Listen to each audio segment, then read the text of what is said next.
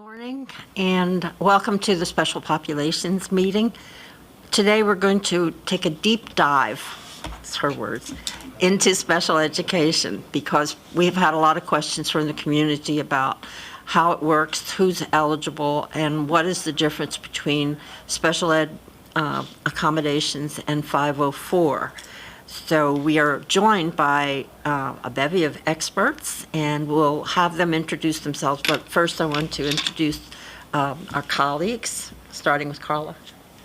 Good morning, everyone. Carla Sylvester, Vice President. And our Chief of Staff. Good morning, Lori Christina Webb, Chief of Staff for the Board. And Sabrina. Good morning, Sabrina Hernandez, the Recorder for the Board Office. And Mrs. Mondrowski is is virtual today. So I'm going to ask colleagues to hold their questions until we get to the place where it says discussion, so that you can go through everything that you need to go through before that. And I need to ask my colleagues if there's a question about any of the minutes from the last meeting. Yep. No? Rebecca? Guess not. Okay. All right, I want to welcome Dr. Gwen Mason, who's the Acting Associate Superintendent, the Office of Special Education. And as I've said before, I'm glad you're back to help us out, and her colleagues that are here. So would you like to introduce all of them? Well, good morning, Dr. Daca. Good morning, Ms. Silvestri, Ms. Webb, and Mrs. Somdrowski.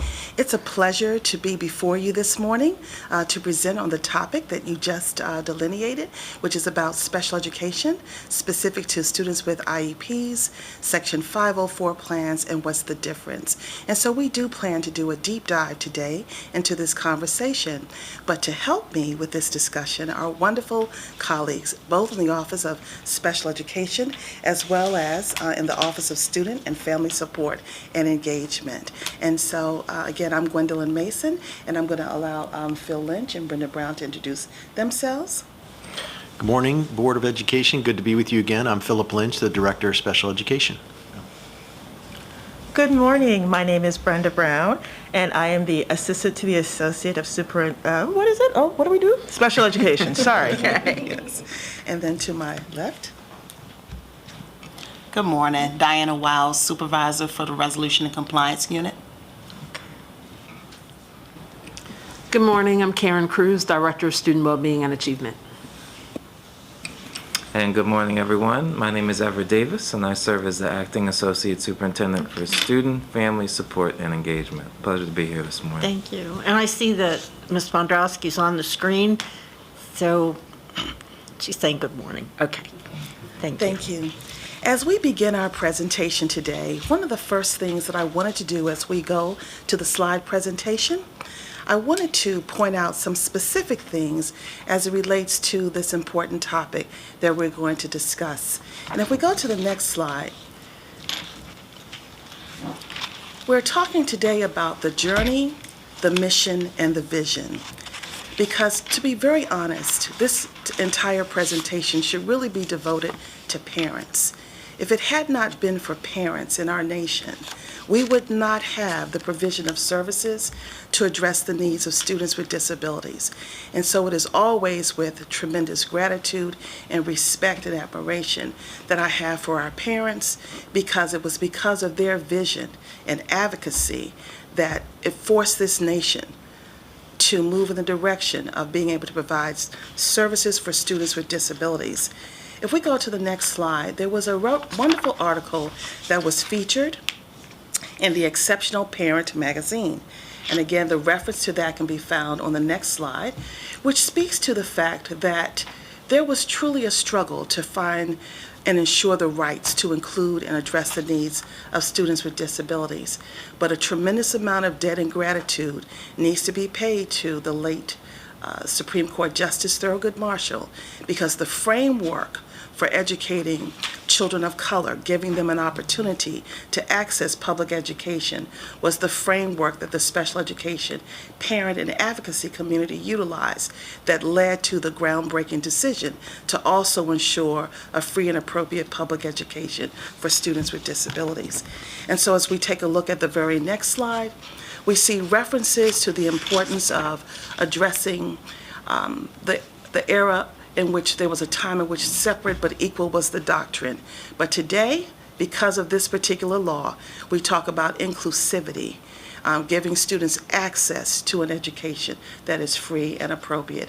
And so our nation serves over 7 million children with disabilities today. And again, that can be attributed to the efforts of parents in our nation more than about 65 years ago. We can go to the next slide, please. So today we are responsible for implementing the Individuals with Disabilities Education Act. The last act was really authorized in 2004, and there hasn't been a reauthorization since. There have certainly been many state laws that have continued to enhance the Individuals with Disabilities Education Act in Maryland, but we continue to be governed by this important law, which reflects the fact that we are responsible for addressing the needs of students who fit into one of 14 different categories in which we will discuss today. And consistent with national policy, Montgomery County pervasively serves students with specific learning disabilities, which is our largest disability population, but the fastest growing disability population continues to be students with autism, 1 in 44 in our nation. If we go to the next slide, we will see that special education really means specially designed instruction. And you're going to hear today information about how specially designed instruction is implemented. But it's implemented in general education classrooms, it's implemented in special education, self-contained classrooms, it's implemented in special schools, all of which we have in Montgomery County, and it's implemented in our non-public schools. We utilize related service providers to help us to provide that instruction. Speech pathologists, occupational therapists, among others who help us to support the needs of students with disabilities. And I also want to be very clear that specially designed instruction can be provided by not only a special educator, but also a general education teacher. If we go to the very next slide, what is required under IDEA in terms of the identification and eligibility process means that we have a legal obligation to do what's simply called child find. And that begins from birth and all the way through age 21. It means that children who are born and is suspected that they may be in need of special services, we have infants and toddler services who support our children. And unlike any other office in the school system, the Office of Special Education has relationships with many families from birth until their children reach the age of 21. That is very, very significant. And so we have an obligation to ensure that we identify children. And the state of Maryland monitors our identification rate because we must comply with identification percentages and timelines to make sure that there's not a single family who's not supported and covered by this provision of the law. And of course, as this slide reflects, we continue to identify our students through school age, and we make sure that we only identify those students if their disability adversely impacts their access to educational performance. If we would go to the next slide, please. We know that children, once identified, require specialized instruction. They need certain accommodations. They need sometimes modifications. They need access to adaptive equipment and materials, technology. And many times our students are required, in order to receive these services, they have to be assessed. Sometimes the assessments are done independently, but more often they're done by our school system staff, psychologists, special educators, and others who have expertise in the field. The next slide, please. And when we gather all of this information, it enables us to really fully meet as a team, to review all of the assessment information, to determine if that student is eligible, and then ultimately to develop an individualized education program. We're also required to get parents' consent throughout this process. That's really critical because our parents are an equal partner in the IEP process. And I really want to emphasize that they are in fact an equal partner. Even IDEA says that quite specifically in its regulation. And so once we have the parents' consent, we make certain that the student's IEP is implemented, but also there are requirements that we also have to do reevaluations to determine a student's eligibility for those services. And it can be every 3 years or more frequently as needed based upon any changes in the student's profile or needs. And then finally, I want to reference the fact that a free appropriate public education, which is reflected on slide number 10, indicates that we have an obligation to make sure that we educate our students at no cost to parents. We need to make sure that there's always educational benefit, that there has to be an assurance that the educational placement and services for the student are appropriate. And if they are not appropriate, we have an obligation to go back and review all of the information about that student and to make certain that we determine that those services are appropriate. And we utilize all of our experts, as I stated before, psychologists, we utilize speech pathologists, occupational therapists, physical therapists, teachers, the entire team, and parental input to make sure that our services are appropriate for our students. And so as we delve into the appropriateness of the services, Brenda Brown is going to discuss one important aspect of the IEP, and that's where we discuss the present levels of academic performance and functional achievement, and that's on the next slide. Good morning again, everyone. Really, when I think about the IEP, the PLAF, present levels of academic and functional performance, is the basis. It is the foundation of the rest of the IEP.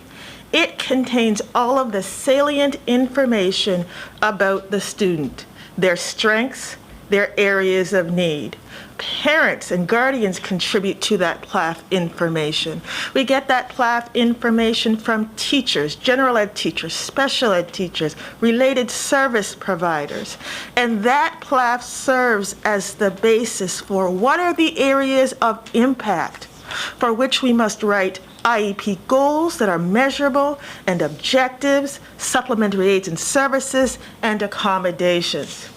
So, for an example, parents will see PLAFs in all areas of reading: phonemic awareness, reading fluency, reading comprehension, spelling, written language expression, perhaps written language mechanics, behavior, health, fine motor or gross motor, expressive language, receptive language, articulation, self-management, community access, orientation and mobility. These are all areas in which this information is needed on the present levels in academic and functional performance.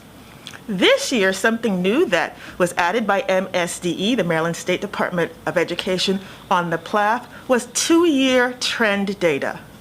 So they get the data here and now, the present, and there's information going up to 2 years back, if it's applicable, for how that student was doing in that particular PLAF area. So there's the present data, there's the past data, and you are able to see the trends. If we go to the next slide, the PLAF builds the measurable annual goals and objectives. The measurable annual goals, you know that SMART acronym: specific, measurable, ambitious, reasonable, and the R could also stand for relevant and realistic, and time limited. Again, as I said before, these annual measurable goals and objectives are based on the PLAF, really creating what the program is for that student. And as we go to slide number 13, We are one of the states and districts that also has objectives that are aligned to the PLAF. Not all states have that. So those objectives are aligned to that annual goal, and it allows for the measurement of the annual goal. As we move forward, a lot of parents and guardians have questions on how do I measure that goal? So it depends on what the goal is, because we can have different measurement criteria. And as we move to slide 14, we can talk more about that. So a variety of different people collect goals, the data. The special educator, the general educator, the related service provider, all of those people collect data that measure that annual goal. What's some of the areas, how can they collect it? Well, if it might be a behavioral goal, if the goal is for me to raise my hand before I speak in class as opposed to interrupting, that could be observational data. Classroom-based assessment, depending upon the course or the grade level, we can think of things like the measures of academic progress in reading, math, and a running reading record, a student work sample from their writing, and other types of informal assessment. And so that data has to align to the goal so that it's measurable. For an example, if the goal is to read when orally presented with a 2-syllable word, so this is someone that's working on phonemic awareness, a 2-syllable word, and it's blended, like it's segmented to this, like sun, shine. And the child is asked to put it together, sunshine. So when a child is orally presented with that type of verbal prompt, the goal is for them to be able to correctly blend those 2 syllables at 90%. And the data collection would be those probes or presentations over time. So the first objective might be, if the child's PLAF said they were doing that 40% of the time, the first objective might be to move that 40 to 50%. The second objective might be for them to move it from 50 to 60%, and so on till the end of the IEP cycle that would be mastered. And so they would ask for a number of trials throughout that objective period. And so say they asked for 4 trials. So the data for that first goal, for Brenda to be able to demonstrate that at 50%, would be 3 different dates with the percentage at which I was able to do it, and then some description about with, prompting or what have you. That is how we are directly measuring the goal. Okay? If we move on to supplementary aids and services, those are accommodations or modifications that allow children to access and demonstrate progress in education-related and other related activities. So examples of supplementary aids and services, because I try and make it very plain, is chunking of texts, repeated or rephrased directions, a writer's checklist. Did I capitalize all my sentences? Does it have 4 paragraphs? Those types of things that would help the student. Home to school communication for some students is very important. Wait time for the formulation of oral or written responses. Could be Honest Child's supplementary aids and services in their IEP. Verbal prompts or visual cues. So those are some of the types of things a parent or guardian might see in their child's supplementary aids and services. As we move on to our accommodations, it's important to know that accommodations can be for instruction only and for instruction and assessment. Okay? So an example of an accommodation that would be for instruction only would be graphic organizers. Okay? So that's what teachers are teaching students to use to help them with their organization of their reading comprehension or the organization of writing. But then there are those that are for instruction and assessment. For example, something like extended time.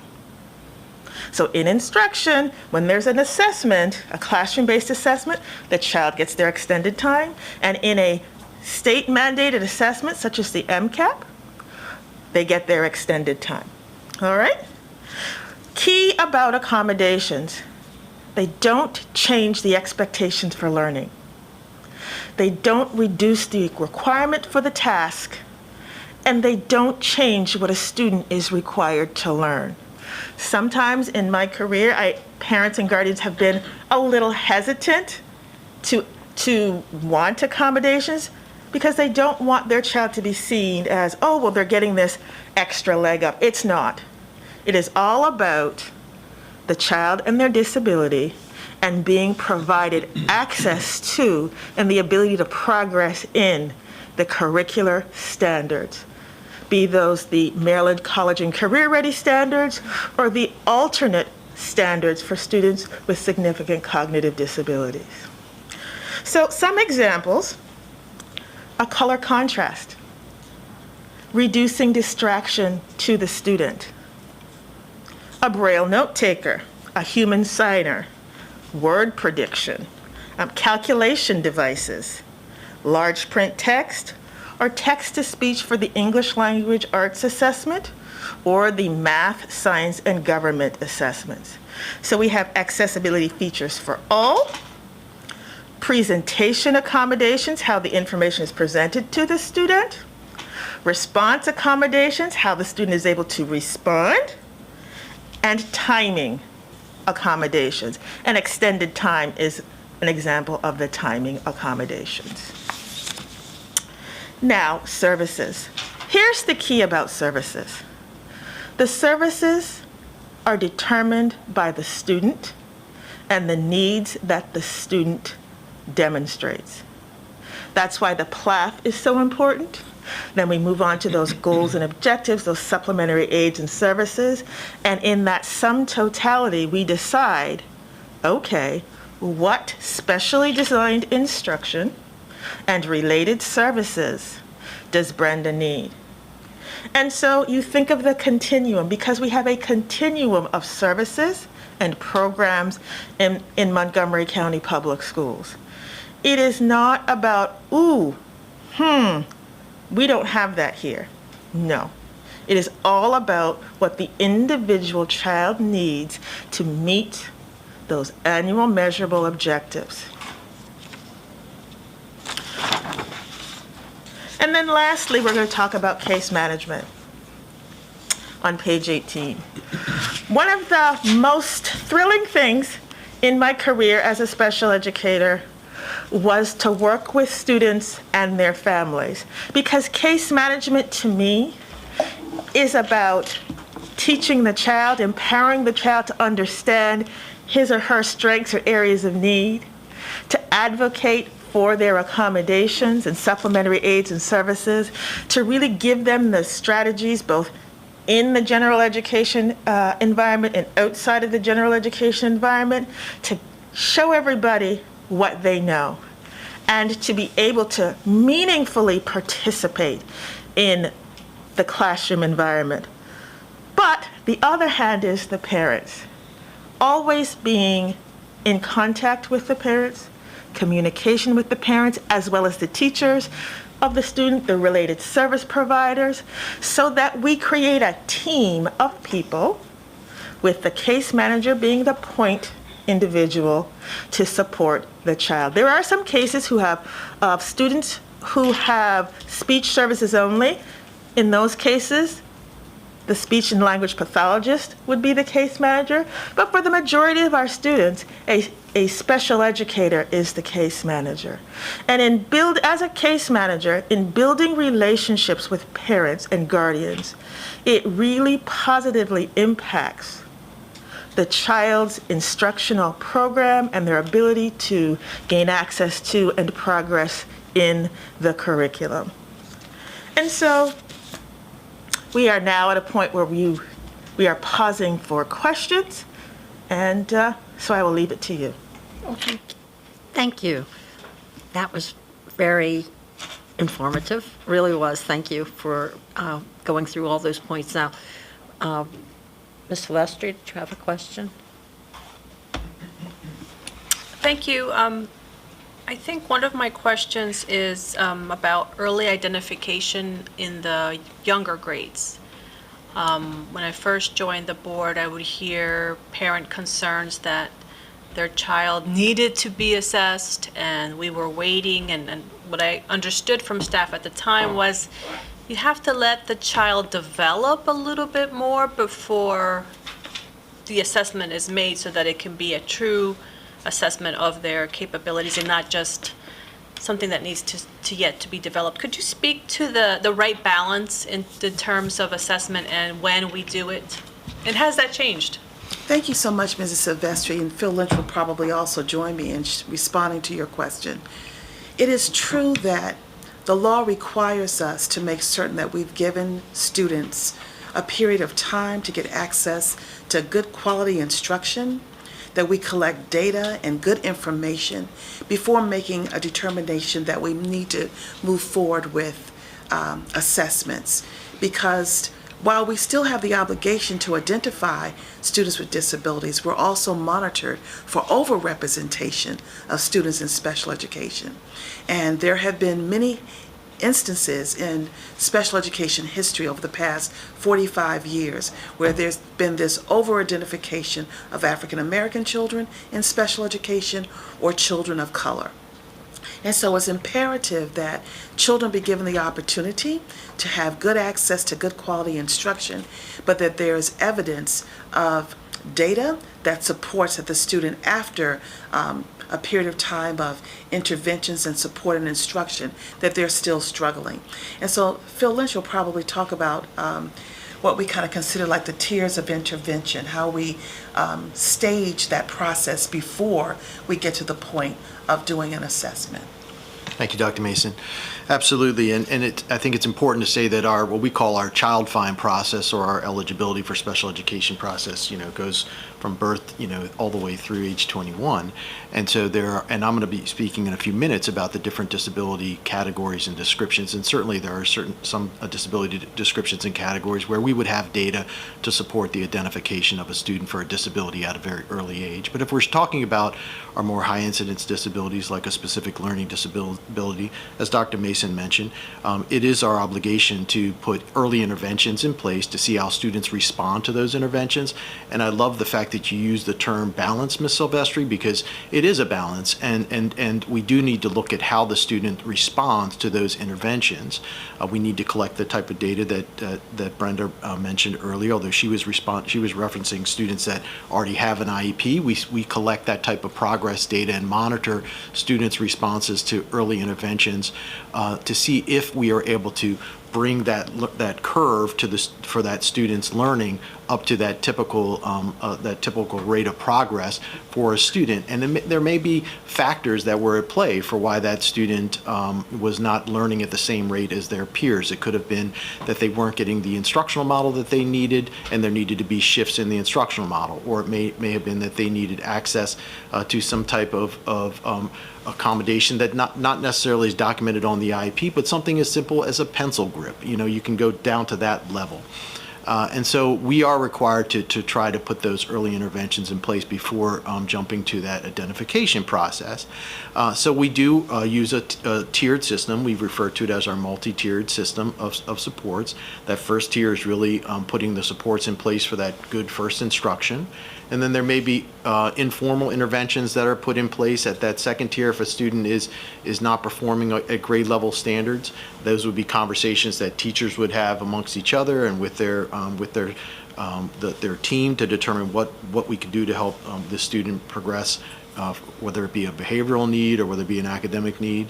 And then if need be, we would then take that next step with the parents' involvement and look at whether the student should be assessed more formally and then determined whether there's a presence of a disability. So we have that tiered system and approach, but it is a balance, and creating some consistency across, a system our large is always, a challenge, and making sure that our staff are fully informed about all of the different interventions that could be put in place at the early stages, and then, after students are identified is certainly our charge.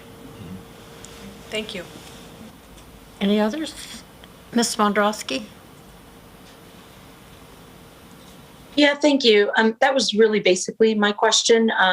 It was more in reference to concerns about kids that are getting a little bit older, where the parents feel that there is an issue and are requesting that their student be tested, and kind of what meets the criteria for when we agree to do the testing versus them having to go get it done privately, if that makes sense. Child find. How do parents find out about child find? Because I know we used to do it here in the auditorium, but how do they know to bring their children? Well, first of all, for our infants and toddler population, the Department of Health and Human Services is the lead agency, and their connections to our medical, our physicians, that entire community. Physicians oftentimes refer students. They become a part of the very early identifiers and help parents to then work through the Department of Health and Human Services, and then our partnership with them and doing the assessments that need to be done and examining the needs of our infants. And so that's the very, very early phases. And so you do recall when we would utilize the room right next door, the old auditorium, and we would have days in which the desk team, as we call them, and that was the developmental early childhood assessment team, and families would come in with their children and they would be assessed. And we have those operating all throughout the county even today, where and that's why constantly at the infants and toddlers level, we're constantly identifying children every day throughout the year. So classrooms might start out very small, and over time they grow because children get identified and then they get placed in the appropriate services. So that's how it's done at the very early levels. And of course, when you're in school, then it's done more formally through IEP teams and processes within our individual schools. Yeah, I was concerned about the birth to, Yes. and how did they find out? And thank Yes. you for explaining that. Yes. That the medical Yes. persons as well as HHS are involved in That's that. correct. Thank you. They are.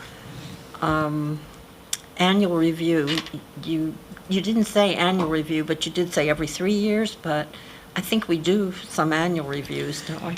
Yes, we definitely conduct annual review IEP meetings. We're required to do that by law. And then we're also required to have a discussion every 3 years to determine if we need to do additional assessments as a part of that reevaluation process. Thank you. You're welcome. And some of the things that were described by Ms. Brown here was the graphic organizer and the time. We think that so-called regular teachers or the other teachers use some of these things or should be using some of these things. And I always said that the special ed teachers had so many techniques that could be used by the other teachers that we really appreciate the kinds of things that you've learned and that you've described to us. Thank you. I don't know whether I should ask the question about staffing, but the staffing now is related to not just the numbers of students, but to the services they need? Yes, so we provide staffing based upon enrollment, and we also provide staffing based upon the hours of service that a student requires, and that's what makes it more equitable. And so we do utilize those models. Yeah, thank you. Before we go on, I'd like to introduce Mr. Fitzpatrick, Ravel Fitzpatrick. He is our ombudsperson. Now, we had staff that did it before, and they divided it up, but he's got the really large load. He's given us all the statistics that he's done so far. But I wanted to mention him because I think parents need to know that there is the name that they can go to if they have questions about special ed or about music or anything, or counseling with Dr. Cruz. they can go to him and he can help them to find the place they're supposed to go. Thank you. Yes. Doc, I did have one more question. Sure. Ms. Brown, with your example about measuring goals, so I'm a classroom teacher, say second grade, I have, I don't know, 15% of my kids are special education. And the example that you gave of, what was it? I believe I The gave- compound word. Yeah, it was a phonemic awareness goal. So that is a goal that's specific. So my question is, in a real life environment, when a teacher has 26 kids in the classroom and X number of them are special education, when does he or she, or how does he or she approach the documentation of the goal setting?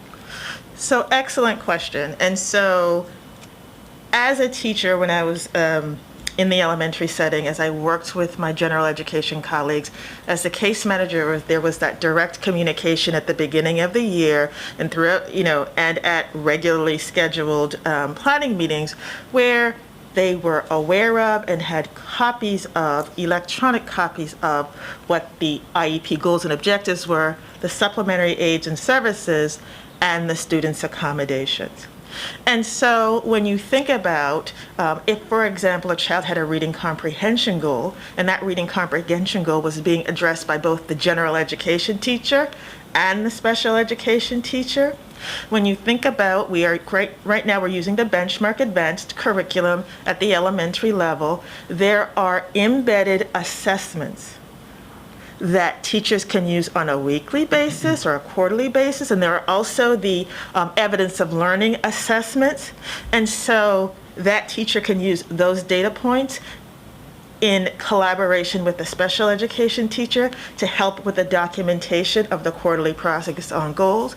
There's also a report, a teacher quarterly progress on goals report that is shared with general education teachers so that they can document what is going on in the classroom. It could, and I've observed that Brenda is able to orally produce 3 details that support the main idea, things like that. So there is that collaboration between the teachers to be able to get that data, because it's really being collected, some of the specific data is really being collected in the general education setting by both individuals, but that specific phonemic awareness goal was really related to me teaching a child a tier 3 intervention that specifically honed in on their phonological awareness needs. So that particular goal, I would be responsible by the data collection through the progress monitoring, really providing a lot of the data for that.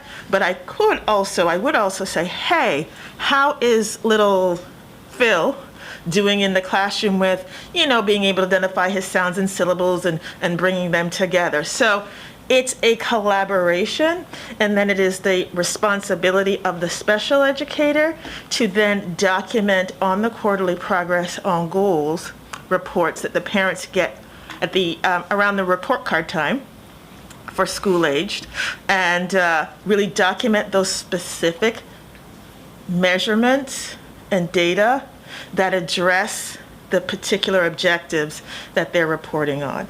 Not all, one thing that parents and guardians need to know is not all objectives may be reported on at the same time.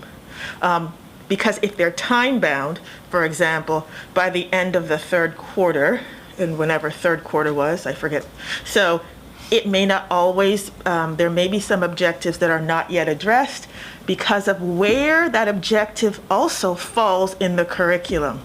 So if there's an objective that's addressed, I'm making this up, in 4th quarter in mathematics, it's not going to be documented or data given in quarter 1, quarter 2, or quarter 3. And parents will see that because there are categories.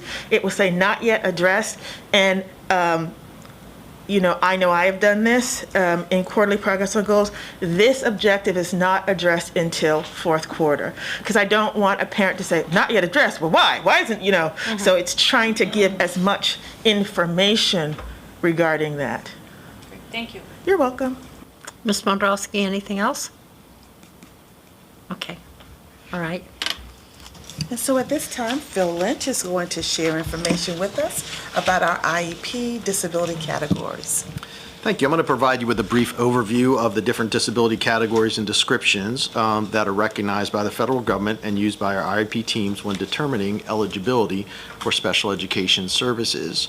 As I move through these descriptions, it's going to be important to remember that the disability categories should not be confused with the special education services that we provide to students throughout the county. And that the students determined eligible for one or more, or for one of these categories may have their special education services provided in a variety of different settings. The most common, of course, would be their services provided at their home school. So the first one is the disability description or category of autism. And this disability description is a perfect example of the way in which we serve students with one type of disability description throughout our different services. Students who have this description of autism are served in many, many different settings throughout Montgomery County Public Schools. Key characteristics of an autism spectrum disorder are the impact on verbal and nonverbal communication and social interaction. Other characteristics are often associated with autism are repetitive activities, difficulty with environmental changes or changes in routines, and unique responses to sensory input. Next slide, please. At times you also hear terms high incidence disability or low incidence disability, and I'm glad that this was the next slide because this is a perfect example, deaf blindness, of a low incidence disability. Later on I'll talk about some high incidence disabilities.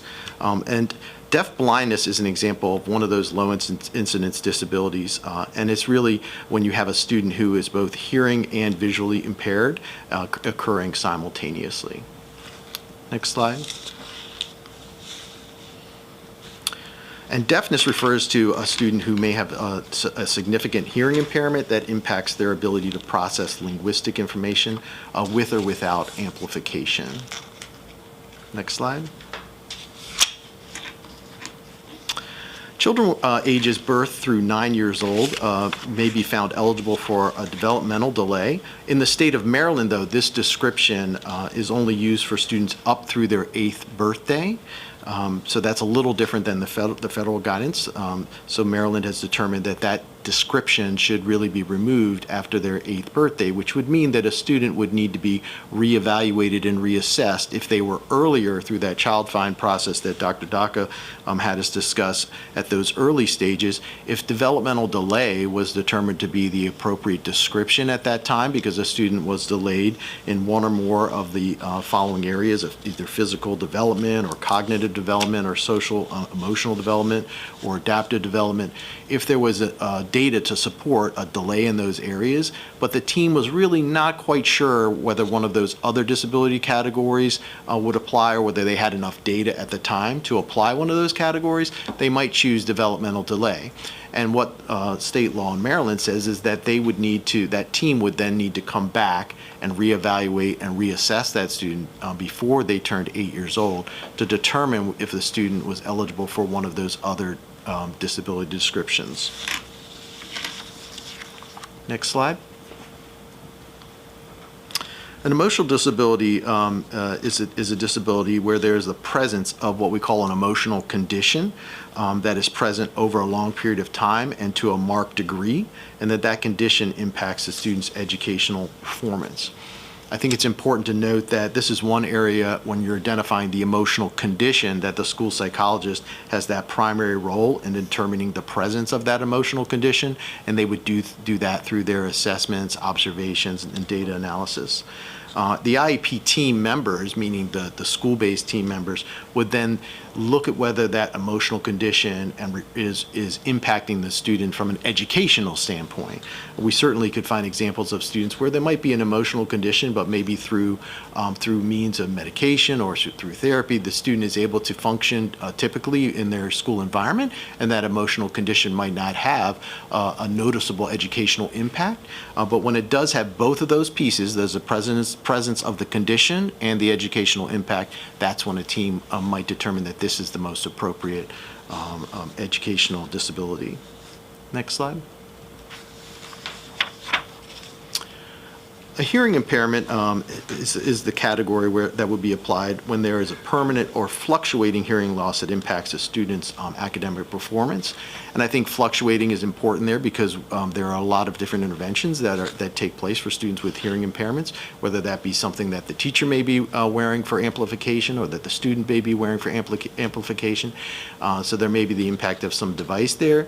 And hearing loss is something that can change over time.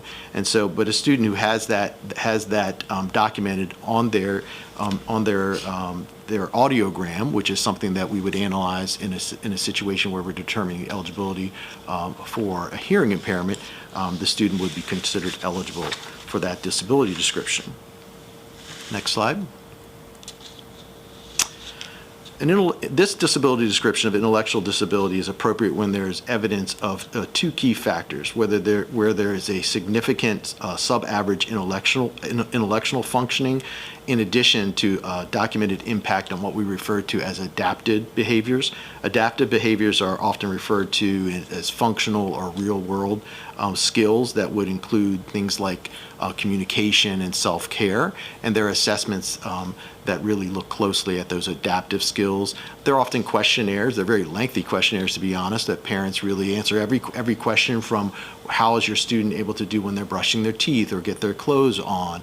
How are they able to communicate their wants and needs? And so those are examples of adaptive skills. And in order to be determined eligible for an intellectual disability, you would have to have both that cognitive component and also that adaptive component. Next slide, please. The category of multiple disabilities is applied when there are simultaneous presence of more than one impairment that would require the application of two or more distinct sets of services. For example, a student who is both intellectually disabled and visually impaired. So you would be providing services to address the intellectual disability, but then you would also have a whole different set of services that might need to be applied to address the visual impairment. Okay. Next slide. This description of orthopedic impairment is used when a student has what we most commonly refer to as a physical disability that could be either congenital or brought on later by disease or by injury. Next slide. The next two categories I'm going to describe, other health impairment and specific learning disability, are the most common categories that we identify students in Montgomery County. And so they were often referred to as high incidence disabilities. In fact, we have a portion of our office that focuses on helping to provide access for students using assistive technology for students with high incidence disabilities. Other health impairment is used when there is an identified health condition that adversely impacts the student's performance. And this category is a very wide range of health conditions may be applied here, including everything from asthma all the way to ADD or ADHD. In many cases, if the student's health condition impacts them in the school setting, there may be also an accompanying health plan. So the IEP may reference under the health section of the present levels of performance that Brenda referenced, there is a health section. It may reference a health plan that would be present in, for example, the nurse's station or the health room. Next slide. The most common disability description in Montgomery County is specific learning disability. And this is an example of a high incidence disability, as I mentioned. A specific learning disability is appropriately applied, or this category is appropriately used when there is evidence that a student is adversely impacted in one or more areas of learning. And those areas of learning are listed there, for example, reading, writing, listening, speaking. So any one or more of those areas could be impacted. So there's evidence that the student is functioning below grade level in one or more of those areas. And then there is data to support that the student has a unique learning pattern. And this could be a unique learning pattern, meaning through the assessments, the student's cognitive functioning shows that they should be able to perform higher. That's what we call a discrepancy model. Or we may see that up and down profile where a student has some real strengths in some academic areas and then really struggles in some other areas. So the peaks and valley type of pattern. We also might see differences in the performance pattern, meaning a student may be able to perform in some settings really, really well, or show that they are able to complete on a standardized assessment with average scores, but then when it comes to their classroom performance, there's something that's impacting them, and they're performing at a lower rate in their classroom setting. And it's also important to note that there are other terms that would fall under specific learning disability. It's an umbrella term, and so would incorporate terms like dyslexia, dysgraphia, and dyscalculia. Next slide, please. A speech-language impairment is a description that's applied when there's a presence of a communication disorder, and I think it's important to note that a communication disorder could be from the speech realm, which might have to do more with articulation, or issues with the student's voice for some reason, or it could be from a language impairment, the student's ability to produce the appropriate language at their age level. Next slide. Traumatic brain injury, or a TBI, is a disability that's a result of an injury that impacts typical brain functioning. Most commonly, this could be due to a head injury. For example, if there was a car accident, unfortunately, and a student was impacted in that way, it might lead to a loss of cognition, language, memory, attention, reasoning. And so we do have a very small number of students for whom we have this category as the most appropriate. And this is often, unfortunately, the case where a student may acquire this disability description later, as opposed to at that early child find period, because it's due to an injury. Okay. Next slide. Okay. Visual impairments. Visual impairments are also when there is evidence, and this is also another case like a deaf hard of hearing, where we would rely on outside information from professionals that would show that there is impact on the student's vision, and the student then would be determined eligible for a visual impairment. So we have now an opportunity for questions for this section. All right. Ms. Silvestre? If you give me the opportunity, I will always ask a question. I was thinking while you were speaking, I hear that parents move to Montgomery County because we have such great special education services. That's correct. That is absolutely correct. I would get calls from all over, internationally and so forth. Mm-hmm. And our autistic programs are growing, or more so than other areas, or proportionate? Yes, autism is the fastest growing disability category. Nationally, it's 1 in 44, and so we continue to be a school system where parents are actually referred to come to us to access those services. And you mentioned earlier in your presentation about making sure that we're not disproportionately assessing students into special education. Can you help me understand? I know generally why we don't want to do that, but what is the harm if we are actually offering students additional supports and services? Could you help me understand why that's such a bad thing? Thank you so much. That's a phenomenal question. The issue of disproportionality has been a challenge for special education probably for 40 years. And there are two disability categories that Mr. Lynch talked about. One is an intellectual disability, which in the old days was called mental retardation, and the other one is an emotional disturbance. And those are the primary two categories where African American children are disproportionately identified. Now think about all the categories that you just heard, all 14 of them. And when you think about the severity of them and the implications of those disability categories, you can see why that would be an issue. Thank you. Ms. Mondrowski? Yeah, just to kind of follow up with Ms. Silvestre's comment or question. If we're offering, if the outcome is offering additional supports. I guess I still don't really understand the actual harm in over-identifying students of any race or color or whatever, as opposed to potentially having kids struggle more without receiving the services. So thank you again, Ms. Mdrowski, for your question and comment about the importance of making sure that we provide services. You know, we never want to over-identify any student to be in special education. And we want to make sure that we utilize appropriate assessment tools, that we collect excellent data about each and every child before we take that serious commitment of saying that a child has a disability. And as an individual who's myself as a parent of a child with a disability and also a sibling, I certainly recognized very, very early on how wonderful it was for my family and I to get access to Child Find very, very early, and it was important that my sibling and that my son got services as toddlers. That was key and critical. But there are children for whom should never have been in special education.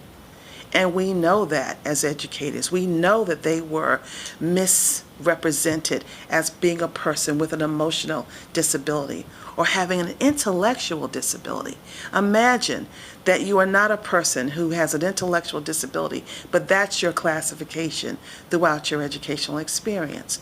So it's imperative that we timely and accurately identify children with disabilities. And I do want to validate a point, though. I know for a fact that there have been times when parents have had legitimate concerns about the timely identification of students with a disability. Those cases have been brought to my attention. There have been state complaints filed on it, and when we've done investigations and gone back and reviewed all of the data, we'll say, that child should have been identified at this particular point in time. So it does happen. I don't want anyone to leave this table thinking that that error doesn't happen. We don't want that to happen frequently, and I want you to know that the state of Maryland monitors the percentage of students that we identify to make sure that we are adhering to Child Find policies. So I just wanted to respond in that way, Ms. Mdrowski, to your question. Thank you. Hearing and blindness, these students are included in some cases in the other schools. They don't have to go to... Correct. In the vast majority of students, we use what we call itinerant services. So once the students receive the necessary skills in order to be able to function within their school setting, and that might be mobility skills for students with visual impairments. Students with who are deaf or hearing impaired might need training on how to use their devices, and so we would have intensive services for those students when they're younger, and then the goal would be for those students to be served in their homeschool settings, and the vast majority of them are. We do have some very small programs for students who may move into the county or may still need those services in a what we call discrete setting because they're learning some of those skills later in life for some reason. So Rockville High School down the road, for example, has some of those discrete services for students with hearing impairments, but for the most part, those students, and you could also include students with orthopedic and physical disabilities. Those students, once we work with those students at an early age with some intensive services, and then we as professionals learn how to serve them in their homeschool setting, the goal is to be able to provide them those services in their homeschool setting.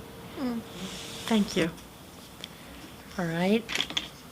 We can go ahead to the next section. I'm sorry, Dr. Jaka, could I ask one more kind of follow-up thing? Yes. Oh, thank you. So I guess what I feel like I've been trying to kind of get at with my last question and stuff is, we see more and more that it's not necessarily, I guess what I'm trying to get to is not so much of identifying students as special education, but recognizing that more and more children learn in different and non-traditional type of ways. And, us as a system offering things like our alternative learning programs, now we have the virtual learning.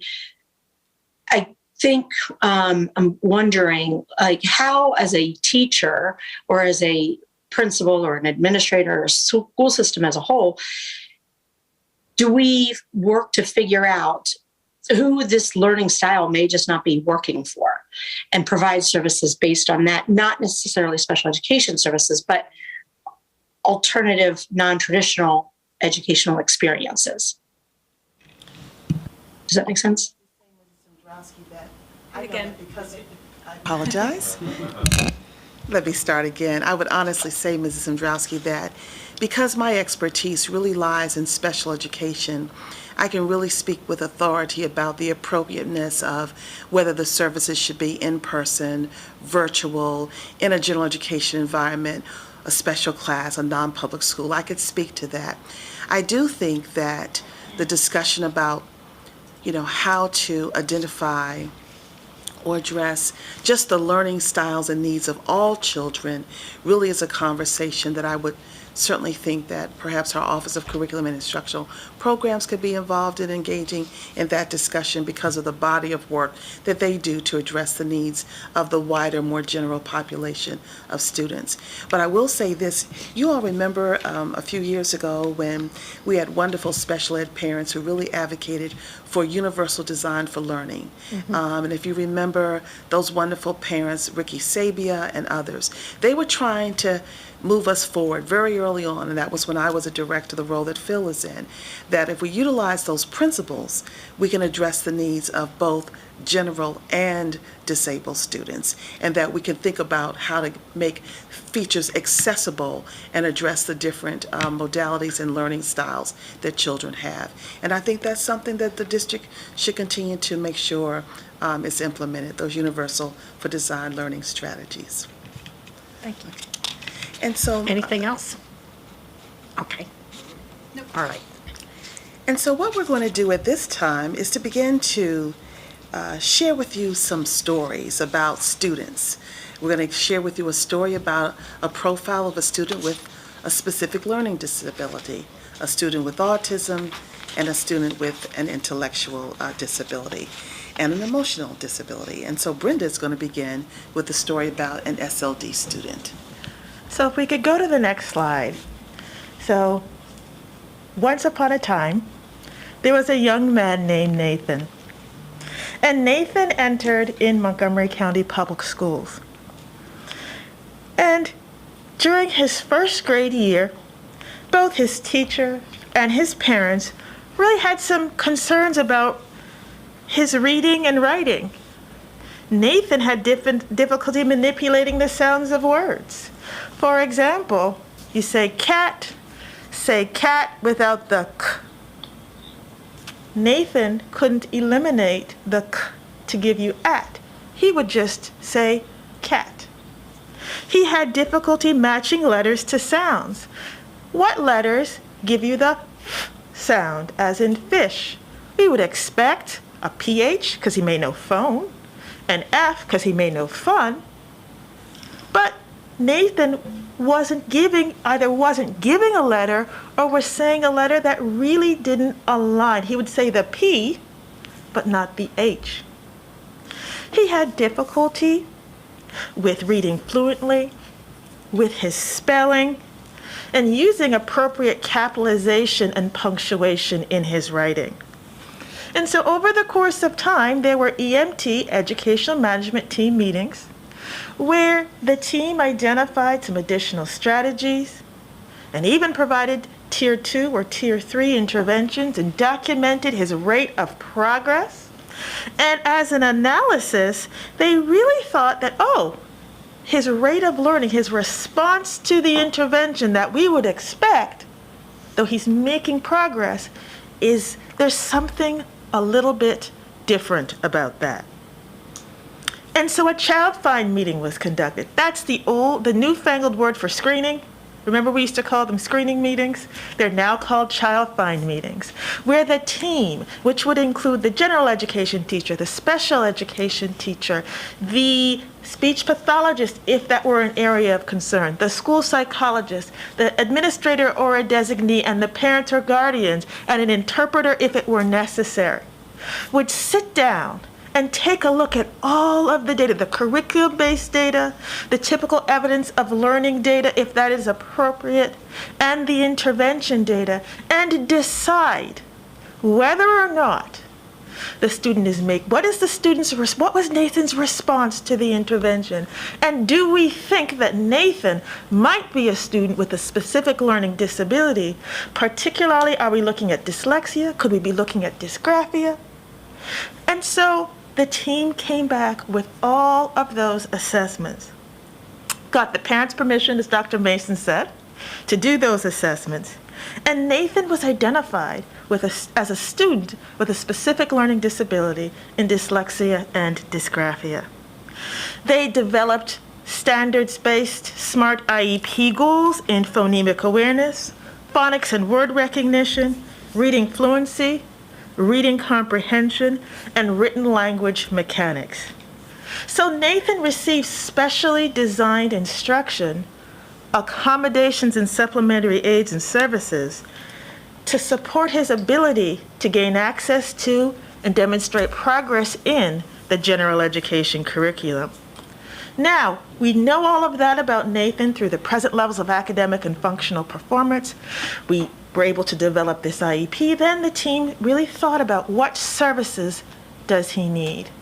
And the services that he receives are based on those PLAFs. So he gets pulled out of instruction for his Tier 3 intervention that deals with those areas of reading that we talked about, his goals, as well as encoding. Spelling is an inverse process. And then he receives services inside the general education by the classroom teacher, because a classroom teacher is also a service provider. The special education teacher is in the classroom too, and paraeducators who support the general education classroom can also support that specialized instruction. And one of the things that the team also recommended was an assistive technology consultation.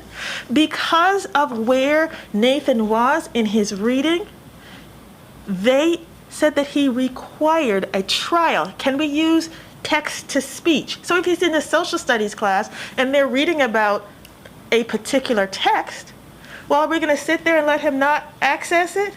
No, we're going to provide that text to speech that will read the text to the student, and the student is able to manipulate the text. The student can get definitions read to them. It's just a beautiful tool so that Nathan can gain access to all of what needs to be read to mitigate the impact of his disability.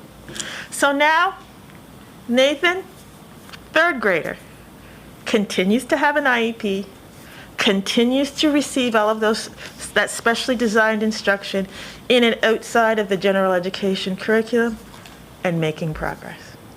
So that's the story of Nathan. Thank you. If we go to the next slide, we're going to talk about autism. And you're going to see a video that reflects the history of autism in Montgomery County. Actually, Chrissy Can, who's the wonderful special education supervisor for autism, who I just really admire so much for the manner in which she leads that body of work, shared with me that we're going to be celebrating 40 years of autism services provided by Montgomery County Public Schools next month.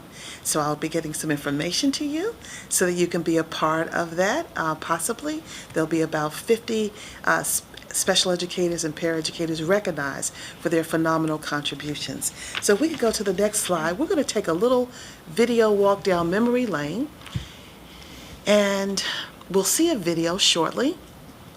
And actually, when I saw this, it was during my time, Phil, as a director, so I have to say I am really proud of this particular video, but it really shows the quality of supports. If you click one more time, we'll get to see the video. You might recognize some retired principals. Good job, Isaiah. Isaiah is a 3-year-old student, and he is working on communicating with us using his sign language. Damari is 5 years old. We are helping him to get ready for kindergarten. Jake is in 4th grade, and he's also a mentor to his peers in our Friends Helping Friends program. RJ goes to his home school where he is a part of his regular 5th grade class. Mitchell's really grown up here at Diamond Elementary. He's really had a lot of success here. Shalia and her classmates participate in the general education classes with support and accommodations. Lily's classes period focuses on social skills and organization skills that she can extend to her general education classes later in the day. Macbeth shall sleep no more. This is Gaithersburg High School Bridge Services. We support Siren with his particular needs with his social skills and to access the general ed curriculum. All right, Sam, it's time to clock in. With my students, the biggest things we focus on are time on task, quality of work, and the amount of work they're able to do. And we take data on all of those areas. Zane started school with MCPS in kindergarten and will be graduating from BCC High School in June as part of the class of 2012. What do these students have in common? Each has an individualized education program and receives services based on their specific strengths and needs. Each is taught by teams of highly trained and dedicated paraeducators, specialists, and teachers. And each student has an autism spectrum disorder. And to best serve these students, Montgomery County Public Schools provides a continuum of autism services.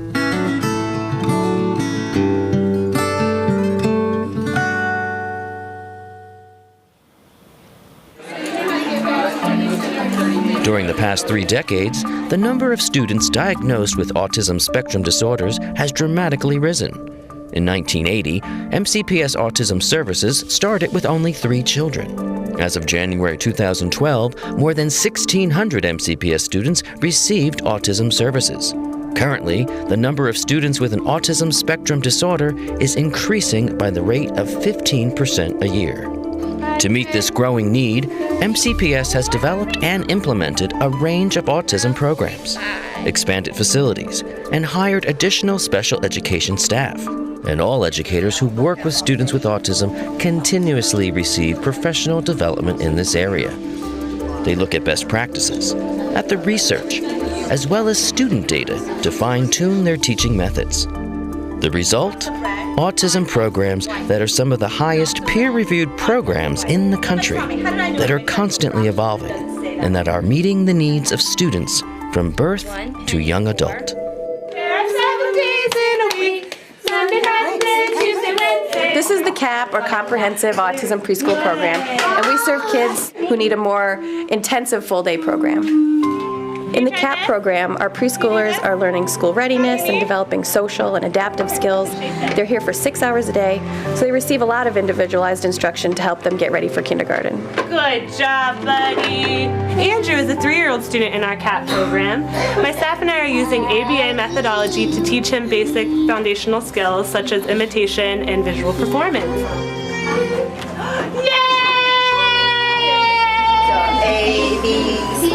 The PEP program is a preschool program for students with a variety of disabilities. They may have mild to moderate learning delays in one or more areas.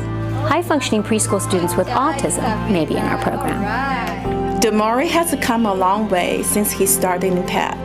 While he's working on refining his preschool skills, he's learning to read and write his name. We are very proud of him. Our plan for students in the PEP and CAP programs is to provide them with the specialized intervention they need to help them access the curriculum. We are preparing students with the skills they need to join their mainstream peers in kindergarten. Once a student reaches the age of 5, they begin elementary school. Most students with autism will receive additional services, and these services take many different forms, depending on the student's needs. In every case, the student's family, along with school-based teachers, administrators, and specialists, determine the best mix of supports to deliver instruction in the least restrictive environment. Whenever possible, we want to place our children with autism spectrum disorders in their home school and in the least restrictive environment, so their educational experience, while it's individualized based on their needs, it's the same curriculum as a typical elementary school student. RJ is a good example of this. He attends Diamond Elementary School, which is his home school. He walks to school with his friends when the weather permits. And RJ has a leadership role at school as a member of the safety patrols. In this position, RJ is required to interact more with other students, which is good because it's a skill he needs to keep on developing. RJ attends classes with his friends from the neighborhood, and when that is possible, it is a great benefit for the social education of a student with autism. Our greeting is the choice greeting. Morning, Mitchell. Morning. For some of our students with Asperger's syndrome, we have set up special services in 2 elementary schools in the county. Unfortunately, we can't have a program like this in every school, so there are students who come to us from all parts of the county. Mitchell is a student with Asperger's syndrome, and he has been with us since 1st grade. Mitchell has made wonderful academic and social progress. He is aware of his Asperger's and is working hard to improve his social skills. He is very computer literate and has even developed social skills flip charts for himself and his classmates. And you have to use eye contact to let you know that you are listening to the person, and use face and body gestures. We are looking forward to supporting him and his family as he transitions to middle school. So for example, if you have... The Carl Sandburg Learning Center is a school dedicated to special education students. About 70% of our students have the code of autism, and what we do here is design an individualized education program for all of our students. We also adapt the curriculum to meet the needs of all of our students. All of our classes here are small, and they are designed to be highly structured. Art, music, physical education, speech-language therapy, and occupational therapy and physical therapy are provided within the context of the curriculum. And our mentoring program is an example of an additional experience we can give a student like Jake. Jake came to us from PEP, the Preschool Education Program, and he's been doing really well. In addition to his classroom success, as a mentor, he's learning leadership and social skills. 133. Show me the number 17. In another year, Jake will transition to middle school for 6th grade. We'll be working with his family to find the least restrictive environment that meets his unique needs. Middle school is a challenging time for any student, but the challenges can be intensified for students with autism and their families. The social setting is larger, and the curriculum becomes more demanding. Students change classrooms and teachers during the typical day, and they are expected to begin to work more independently. The adjustments necessary for a student with autism facing a new environment, schedule, and staff can be significant. But in the continuum of services that MCPS offers to students with autism, teachers and staff carefully anticipate and support these students through these challenges. This is Gaithersburg Middle School, where we have the autism services. These services were designed for students with autism who access the general education curriculum in the middle school and are currently diploma bound. While these students are responsible for the core content standards, they require accommodations as well as modifications to learn and apply the new concepts. They receive social skills training and support throughout the school day. They also benefit from a specialized class for extra academic help as well as organizational skills preparation. A student like Shalia may have one time gone through self-contained settings throughout her middle school career. Autism Resource Services has given her the opportunity to participate in the general education curriculum with the support of the Autism Resource Services staff. We have found that Shalia and the other students are not only participating, but they're thriving and loving their experience in middle school.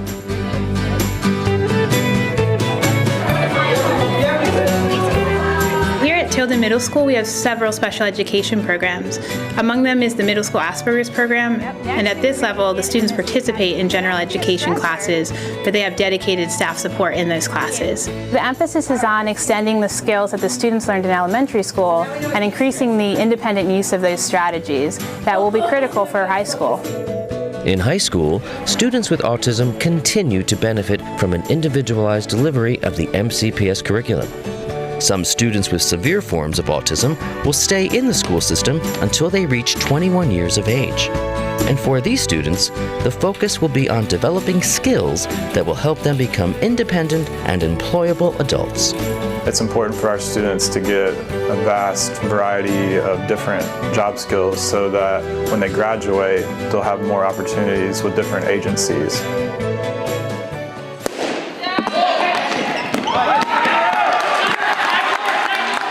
Other students with autism spectrum disorders are served by the MCPS Bridge program.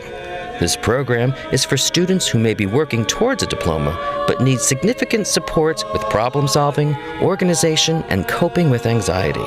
The Bridge program helps students deal with school stressors, mood regulation, changes in routine, and transitions. When Siren does run into a difficulty or has a crisis, he has, the support of the social worker and the psychologist who are able to work through the situation and move him back into the program so he ends up finishing out his day successful. And it's been very beneficial for him, and he's made a lot of growth and progress with these supports. Every student has a case manager who works with home to keep them up to date on what's going on and try to support the student to make him successful. Next year, we're looking at Siren going up to Montgomery College, who does the College Institute here, and taking college courses. And our hope is that when he graduates, he will continue in MC for a couple years and then transfer to a university.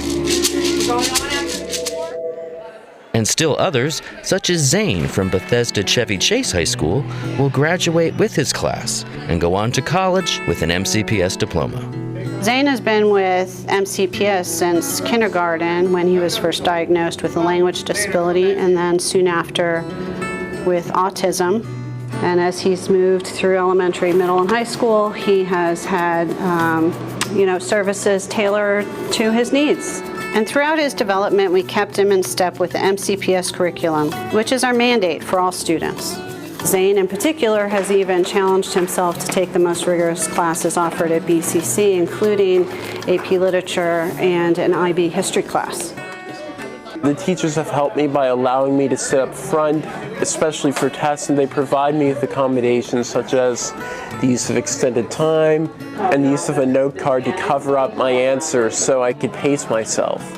While Montgomery County Public Schools services for students with autism are nationally recognized for excellence, MCPS is committed to continuously improve these services by modifying programs based on the growing research in this field, by offering more inclusion opportunities, by providing teachers with the latest training and tools, and by developing new ways to partner with families.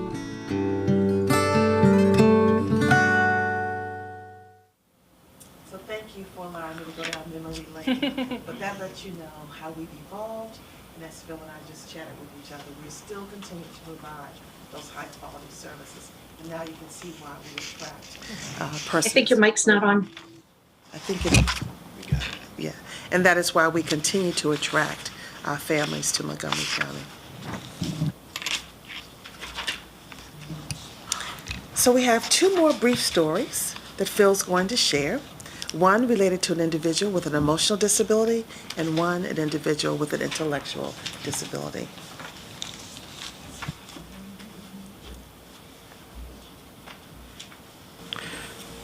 So the first stories, and these are kind of like a day in the life of these students. The first description that we're going to talk about is a student with emotional disability, and this is a student named Anya. So this would be a student who would receive services in a program that we would refer to as a regional or discrete program. The description or the name of these services are social emotional special education services. And these services are designed to provide students with those types of supports and services they need in a comprehensive school setting. And it is our goal to always try to provide these supports when they're not available within the student's home school in a comprehensive school setting so that we have access to those inclusive opportunities. So this student would be included with her non-disabled peers in all of her non-academic courses, for example, physical education and those other elective courses, while she would be receiving supports in the academic courses taught by teachers who are trained to help address those social emotional needs. The student would also have access to the supports that would be designed through the development of a functional behavior assessment and a behavior intervention plan.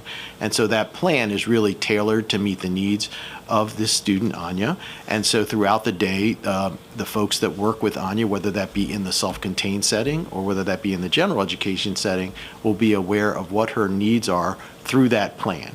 And so that plan may involve specific strategies and interventions when there are signs that she needs supports. It also would include in her IEP accommodations that will be designed to really address the daily needs of her supports throughout the course of that day. She might also then receive some specialized support from mental health specialists, for example, either a social worker who would be connected directly to that social emotional support special education services program, or she might receive supports through the school counselor. And so we have students who receive supports and services through both the school counselor and program specific supports that are in those regional services. Thank you, Brenda. Next slide. The next day in the life that I'm going to talk to you about is a student named James. And so James is a student with an intellectual disability. And so James is a student for whom he would meet that description of a student who has those significant cognitive areas, as well as the need for work in those adaptive, or what we call real life skills. And so in James's story, he receives specialized instruction in a combination, again, of self-contained classroom setting, which are going to be smaller student to teacher ratios. There are also going to be classes that are going to provide him with instruction on the alternate learning outcomes that are aligned to the curriculum standard or the grade level standards, but they're going to be modified. So those that curriculum resources are going to be modified to meet his needs. James might have goals in the area of writing, math. He may also have speech and language goals, which would involve the work with a related service provider, speech and language provider, an occupational therapist, and he's going to receive instruction in what we call community-based instruction.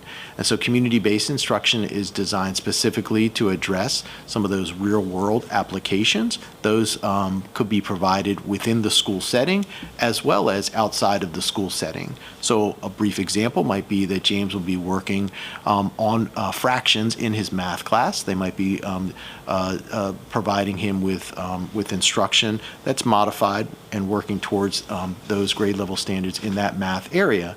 And then they might also apply that skill by completing a recipe, and then the community-based instruction might involve them going out into the community to a store to look for specific ingredients for those recipes that then could be applied in the school setting.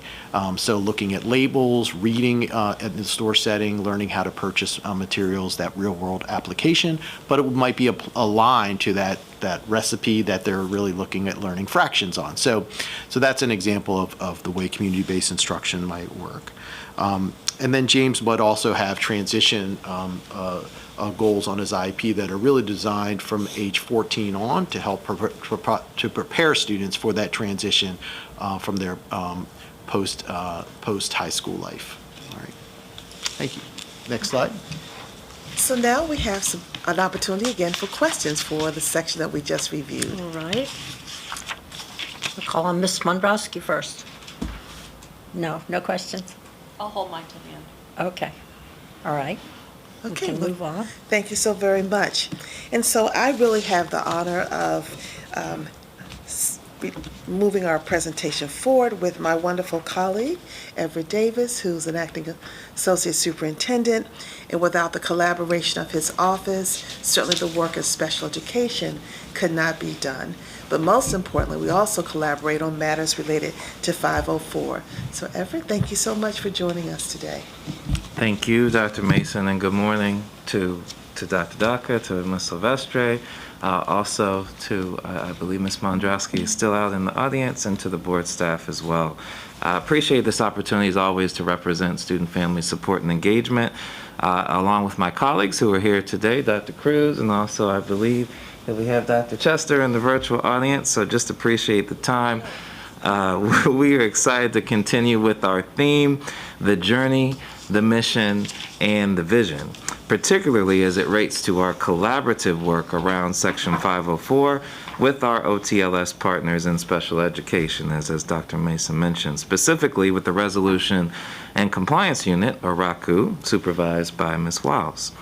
This collaborative supervision between SFSC and special education allows us to closely align and monitor this work around our strategic plan, specifically when we talk about our well-being and family support, around our DSIT, our well-being support, and also I don't want to forget about Prosper, putting all of our students first, as well as to protect the civil rights of students with disabilities, as stated by the federal law, Section 504 of the Rehabilitation Act of 1973. While I would like to elevate the importance of this legislation, I also want to personalize it a bit. In addition to supporting this process through my role in SFSC, I also live with an MCPS student, my son, who has a 504. And like Dr. Mason shared, I consider myself, as she spoke about raising her son with an IEP, a scholar practitioner of this work. I want to remind, having said that, I want to remind all of our parents and guardians who are watching that you are collaborative partners in this process. I hope you heard that theme throughout when my colleagues spoke, how we must have our parents and guardians to be a partner in this process. And I really implore our schools to reach out to our families in a variety of ways to ensure that that occurs.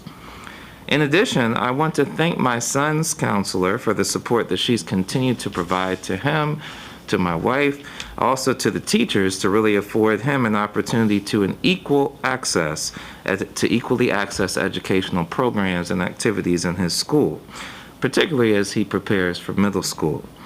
I appreciate the supports that he has been provided when we talk about our academic, our creative problem solving, our social, emotional skills in order to help him be prepared as he enters, as I said, into high school and for college and career. So although I shared a specific example, it's important to note that my experience is not unique. I really want to express my thanks to all of the SFSC team members who provide, and beyond, who provide supports to our students and resources to those who do receive supports through 504 throughout our district. So in a moment, as I cue it up for Dr. Cruz here, you will hear a bit of 504 history. You'll hear about identification, eligibility, evaluation, and also accommodations. So at this time, I will turn it over to Dr. Cruz, who is our Director of Student Wellbeing and Achievement, to continue the presentation. Yes, good morning. I think it's still morning. Good morning. We're actually going to start off with Ms. Wiles, who's going to walk us through the resolution and compliance unit portion. And then a little bit later, I'm going to walk us through the referral process and then also the identification process, what happens in terms of how do we identify students for Section 504, and then also just talking a little bit about case management. So I'm going to turn it over to Ms. Wiles now to walk us through the resolution and compliance unit portion. Thank you, Dr. Cruz, and thank you, board members and board staff. It's a pleasure to be here in front of you today, and a pleasure to talk about Section 504. We oftentimes spend a lot of time with IDEA, and it's necessary, but we do not have an opportunity to speak as much about Section 504, and it's so important to ensuring that our students are getting what they need to be successful. What I want to do is walk through the historical implications as well as the legal framework for Section 504, and in your, I'm sure, abundant free time, you'll be able to go back and see and compare the differences. The biggest difference, though, between 504 and IDEA is that IDEA is a very detailed regulatory and statutory framework that's provided that has all of the information that my colleagues here have already discussed, present levels, goals and objectives, and it also provides for the procedural rights of the parent and the student. Section 504 at its core is a civil rights law, and it provides for protections for students with disabilities who are eligible under 504 law, and it ensures that they are not discriminated against or retaliated against because of their disability. And I apologize, I forgot to say, next slide, please. Section 504 protects a broad range of disabilities. and it also provides reasonable accommodations for students. The main focus is to allow students with disabilities under 504 to access the general education setting and curriculum. It's to level the playing field for students with disabilities so that they can be as successful as their peers. Next slide. Similar to IDEA, Section 504 has an identification and eligibility requirement that we also call in 504 child find. It requires the district to identify students and evaluate them if they have or if they're suspected of having a disability. This includes our students who are both enrolled in MCPS, but also students who are attending private and religious schools in our district. That same rule applies to IDEA as well, where we identify, evaluate students who are in our private and religious schools. Section 504 covers students with physical and mental impairments that substantially limit a major life activity. Next slide.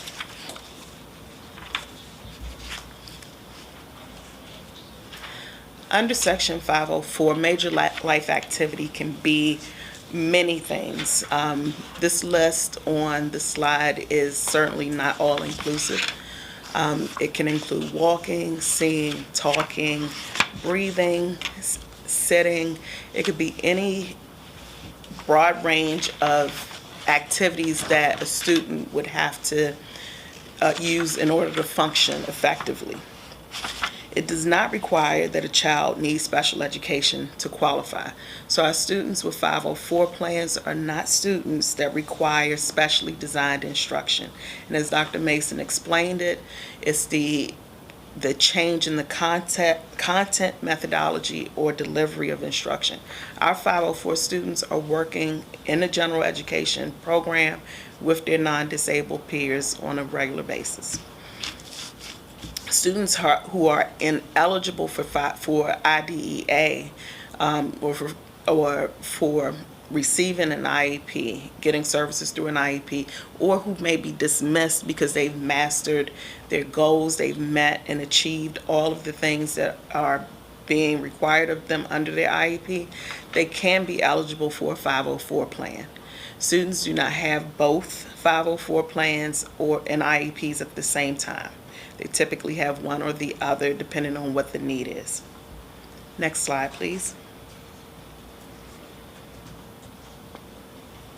Just as there is an evaluation process in IDEA, there's also one in Section 504.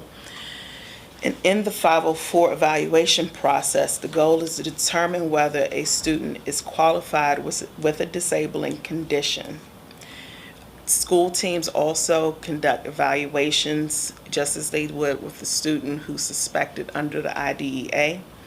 The evaluations must be non-discriminatory, gender, race, and culture neutral, and they must use a variety of sources to determine what the condition is that may be impacting the student from accessing general education curriculum. 504 also requires a periodic reevaluation of 3 years, just as IDEA does. And the distinction between, a couple of distinctions between IDEA and 504, there is no provision for independent educational evaluations as there are under IDEA, which means parents are certainly encouraged and permitted to bring in their sources of data. It could be an assessment from a medical doctor, from a psychologist, a therapist, but the school system is not required, as they are under IDEA, to consider whether there's a need to pay for those assessments. It also, 504 also requires reevaluation before there's a significant change of placement into a different program. So that would be a change that would alter the student's curriculum, alter how the student is being instructed. Next slide.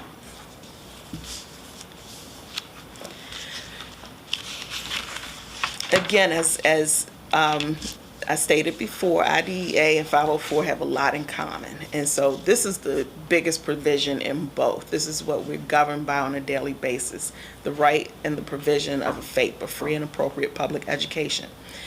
And so under 504, just as it is in IDEA, the provision requires the use of both regular and special education, along with any services the student needs to work as adequately as their non-disabled peers. Next slide. FAPE is a sometimes rather challenging term to define. It is mainly defined through case law, but what we can say about it is that it requires an educational plan.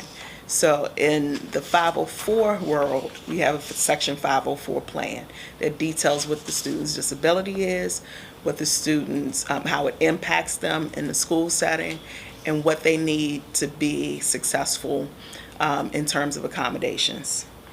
The appropriate means an education comparable to the education provided to those who are not disabled. Placement is usually in the general education classroom for students with 504s, but they can also receive some of those related services that Ms. Brown talked about, such as occupational therapy and physical therapy. We do have 504 students who are eligible for those. Next slide.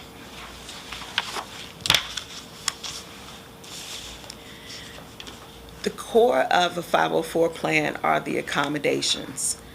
And these are the things that students would need to access their education so that they can work in their general education curriculum and in the environment. So for example, it could be a student that has severe asthma who needs a 504 plan to access the building. They may need an elevator key. It's giving them something that students otherwise would not receive or need in order to be successful. It could be a student with a significant vision impairment that just needs to sit in front of the classroom or needs large font text when they're given worksheets. There's several examples of different accommodations that are provided to students. They could be setting, presentation, or response accommodations, timing and scheduling accommodations. Many students with 504s have extended time for various reasons. For example, our students with attention deficit hyperactivity disorder oftentimes need extended time to process information, to complete tasks, to complete tests and exams. Next slide.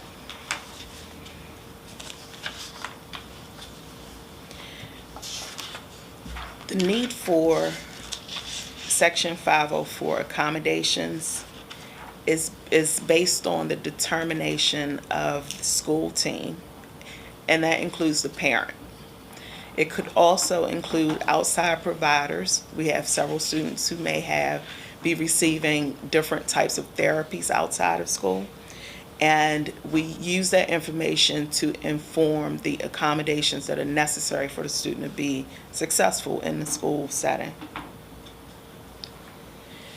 The student's condition or disabling condition does not in and of itself determine what specific accommodations they need.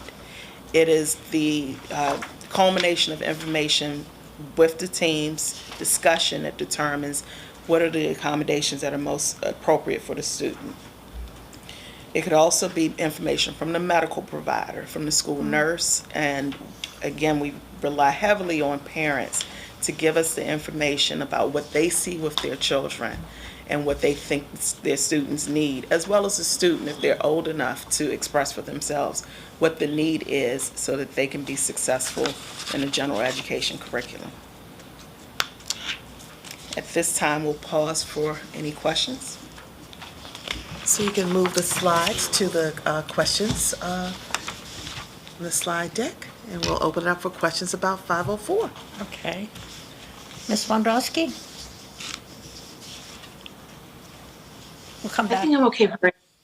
I don't know, maybe she doesn't have one right now, but Ms. Silvestri, do you have any questions? And the 504 presentation continues, correct?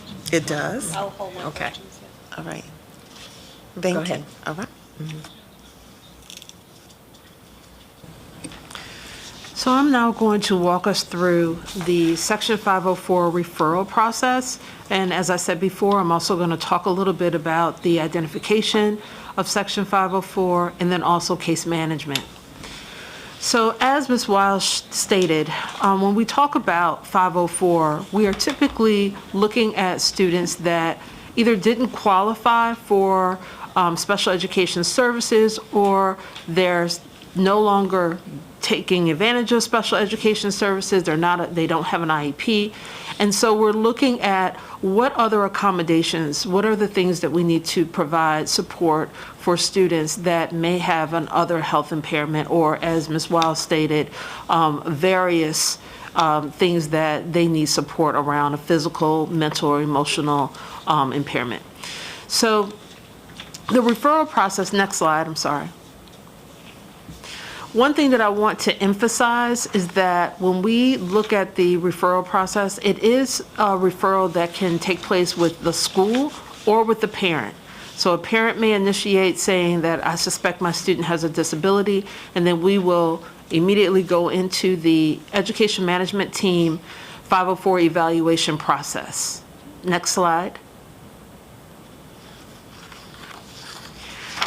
So when we are looking at the decision-making around Section 504, there are a few things that we have to keep in mind. One, as I said before, we go automatically into what's called an education management team, Section 504 evaluation.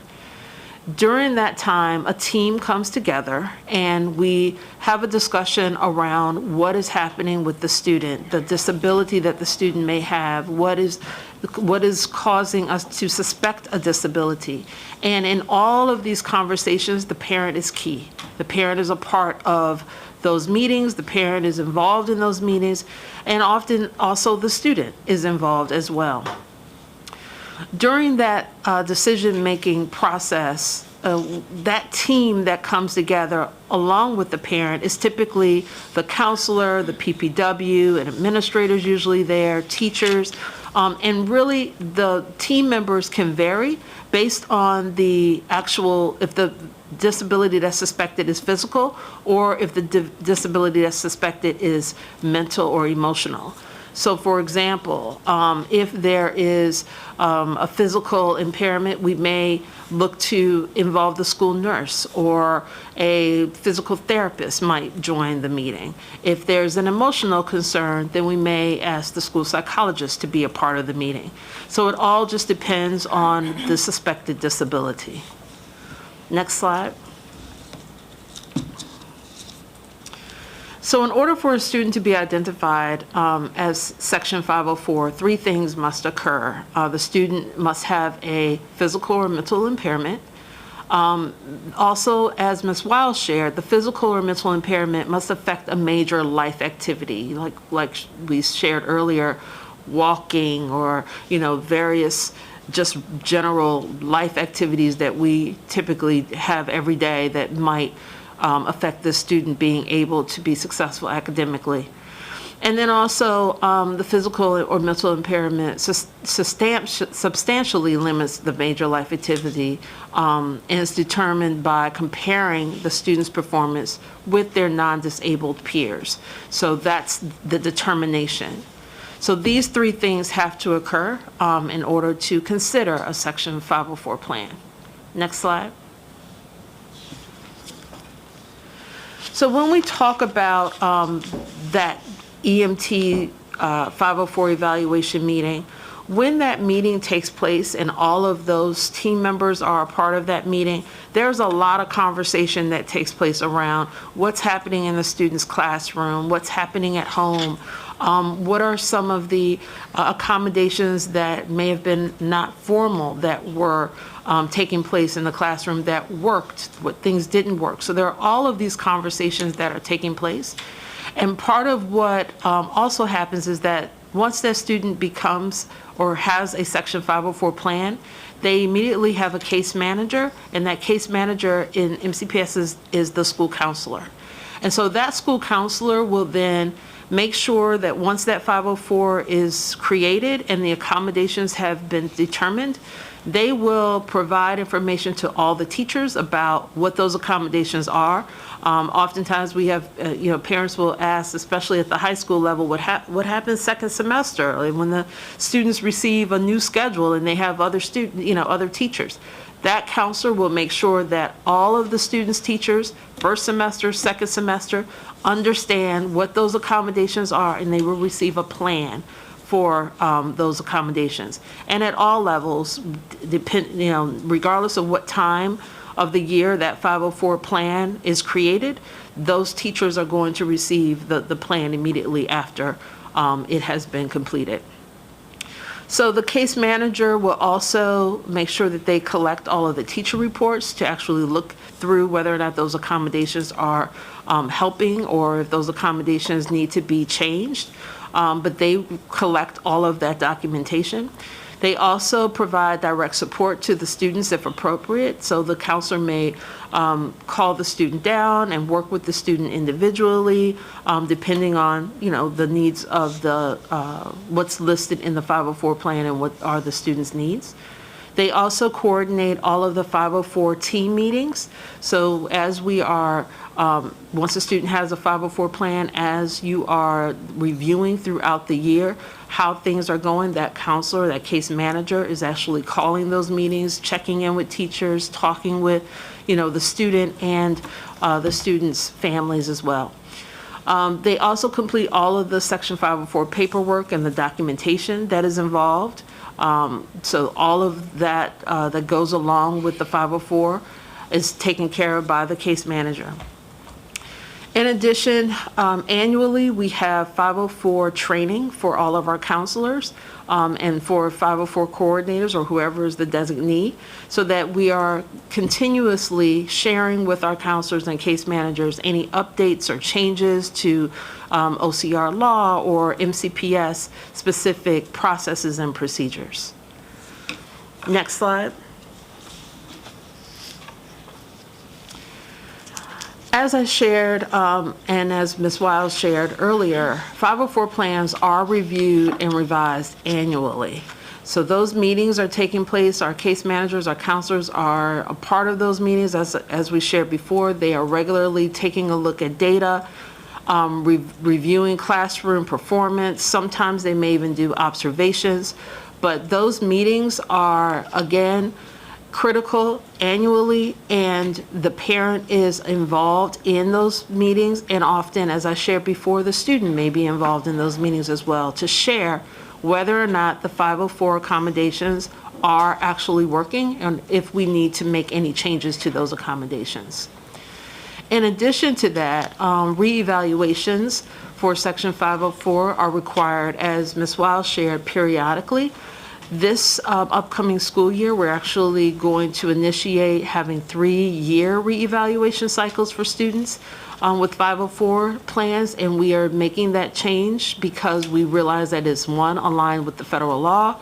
It requires the team to review existing and new data to determine continued 504 eligibility if the student should continue. And then also we recognize that can actually be done, those reevaluations can be done more than every 3 years if necessary, or if it's requested by the school team or the parent. So even though we're saying that it's moving to 3 years, it doesn't necessarily have to only occur every 3 years. It can occur more often. Next slide.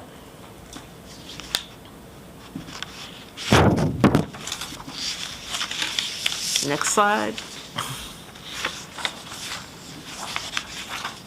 So I want to walk you through an actual example of a student that has a 504 plan. And this example is actually something that occurred throughout the pandemic, so it's very timely. So Amber is a student in 7th grade, and this student was actually diagnosed with general anxiety disorder. And throughout the pandemic, or actually prior to the pandemic, the student had stellar grades, A's and B's, and was doing well. But then throughout the pandemic, the student started to have grades that declined, started having some D's and E's on her grades. And so also the teacher and parent noticed that during the students' Zoom meetings, the students started having some outbursts, emotional outbursts that were taking place. And so the parent decided to meet with the school team, the administrator, counselor, and wanted to know if there's anything that could actually occur to help her child or his child. And so from there, we had a EMT special evaluation meeting, and during that special evaluation meeting, the parent discussed the types of support that may be needed for Amber. And also the parent had the child taken to the pediatrician, and the parent brought to the meeting the actual diagnosis from the pediatrician that the student had a generalized anxiety disorder. And so from there, this student, of course, accesses the general education program like all students. And the determination for the 504 team was that the student would have the following accommodations: extra time on assignments, extra time on tests, and that was specifically due to the anxiety that the student was experiencing with doing this classwork. Linkages to learning counseling support. Those linkages to learning was at that particular school. The student was given a flash pass, so when the student has concerns within the classroom, then they could just go right down to the counselor and have a conversation and just have individual counseling with the counselor to assist. And then the other wonderful thing through this 504, the student realized that she wanted to get involved in extracurricular activities. And so the student is now a member of the basketball team and enjoys just being a part of the team. And the outbursts have reduced, and her course grades have improved dramatically as a result of the support and the accommodations. So this is just a story of how that whole process can begin. One, school or parent, again, can state that they feel the student suspect a disability, and then from there we go right into the IEP special evaluation meeting, and we review the 504 evaluation meeting, and then we review all of the information that is provided. In this case, the parent actually brought a diagnosis from the pediatrician, and then from there moving into determining accommodations. And of course, after those accommodations are provided to the student, we're regularly, again, annually reviewing that 504 plan, checking to see if the accommodations are working, having those conversations with the parent, with the teachers, with the student, to regularly see if the accommodations are the right fit for the student or if we need to make any adjustments. So next slide. And that concludes my portion of the presentation. So today we provided you with information about serving students with IEPs and 504 plans. We certainly had a contact and resource page in the presentation as well, but we also want to make certain that we open this up at this time for questions and comments. Well, I really want to thank you for all the work that you've put in, and you do all the time anyway, but for the definitions and the descriptions of the 504 students and special ed students, and for the case study. So I'll open it up to questions. Ms. Mandrowski, you have any final questions? Sorry, I don't think so, really. I very much appreciate the presentation. I felt like it's very informative and thorough, and I'm thrilled to see the contact information. I tell people all the time that you all are very responsive if parents have an issue with something, and we forward it on to you all. So this is a great way for people to know how to reach you, and I appreciate that. I think just for me, my concern, as always, is making sure that we're providing students with the resources and the strategies and things that they need to be successful, because every child learns, or many children learn differently than others. And just making sure that we're communicating with our parents and our families. I'm concerned about switching the annual review to a 3-year review. but you're saying that's a state issue. So I just, like I said, making sure that our families feel that they have what they need is what's really important to me as a board member. So thank you for all the work you all do on this every day. Thank you. Ms. Silvestri, anything else?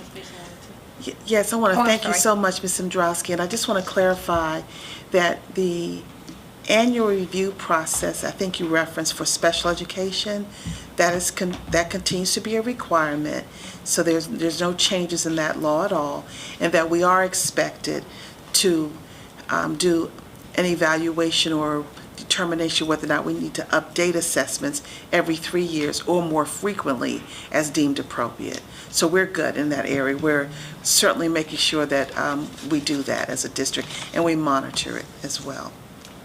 I appreciate that. Oh, very you're much. welcome. Okay, you're welcome. Couple questions here. Dr. Cruz, could you reiterate or point out for me once again the role of the counselor in this process? In the 504 process? Well, yes, I guess. Are you not involved in the IEP process? Yeah, so the school counselor is involved in both typically, and as you know, Mr. Lynch had shared earlier, there are situations where the counselor may be meeting with the student that has an IEP on a regular basis, doing some individual counseling, helping the student access some of the general education programs. So yes, they are involved in both. The school counselor also often attends IEP meetings, depending on the meeting. They may be asked to join specific types of IEP meetings to provide additional support or to provide, oftentimes I can remember as a school counselor, I would attend annual reviews and discuss the student schedule for the next year. And we talk about whether or not those courses were appropriate and make adjustments if needed. So the counselor is involved. Even though with the student that has an IEP, the counselor may not be the case manager, the counselor is still, you know, a part of the team. They're still there helping the student and supporting the student in any way that they can. When it comes to I'm sorry. No, go ahead. When it comes to 504, that counselor is the actual case manager for 504 students. Okay. So there's the distinction between the involvement, because once that student has a 504 plan, that counselor is responsible for the paperwork, for the evaluations, the initial 504 meeting that takes place, the educational management team meeting. They're also responsible for reviewing the 504 plan, looking at the accommodations, working with the teachers to ensure that the accommodations are being met. So they have the full case manager responsibilities once that student has a Section 504 plan. And who did the case managers report to that deal with IEP issues? The special education resource teacher, but I'll let. That's correct. Okay. I was just going to ask if I may, Ms. Sylvester, just to add to that, the importance of the articulation. I just kept, as you asked that question, and thinking of who knows our students and our families best. Typically in our schools, as our counselors have followed our students throughout, not 100%, but many of our counselors have followed them throughout. So when we think about the back to Ms. Mandrowski's question about the differentiation, who would know the needs of our students the best and have been able to track them throughout in a case management way, it's our counselors. So having them at the table for both IEP meetings and for 504 is critical. And recently, in the context of mental health supports for our students, we have talked about how we can support our counselors with that paperwork so that doesn't become what they do 100% of the time. Dr. Mason, I wanted to talk about staffing. You mentioned it briefly in response to Dr. Daca. How does a special education student, how does the funding follow the student? So you mentioned per pupil allocation, in addition, hours of service. Could you explain that for me a little bit in elementary and in secondary? Sure. So in Montgomery County, because we have a variety of different special education services, The budget for one classroom could be higher than the budget for another classroom, depending upon the number of additional paraeducators that might be needed in that class to support. So let's say, for example, and I went back and did a little research here, and I pulled up some data. So for, let's say, the average salary for just a general special education teacher, we went with the average that's in our current FY22 budget at $74,731 for a teacher's salary. If that teacher happens to be teaching, let's say, in a self-contained class, and then we add a paraeducator or multiple paraeducators, then there's an additional budget associated with funding those additional positions. And then, besides the staffing piece, the full funding for that classroom also involves the costs linked to assistive technology, all of the other supplemental supports that have to be provided, even the proportionate allocation of a paraeducator, a speech pathologist, or an occupational therapist. So in the end, when you look at the budget for a classroom in special education, you have to factor in all those components.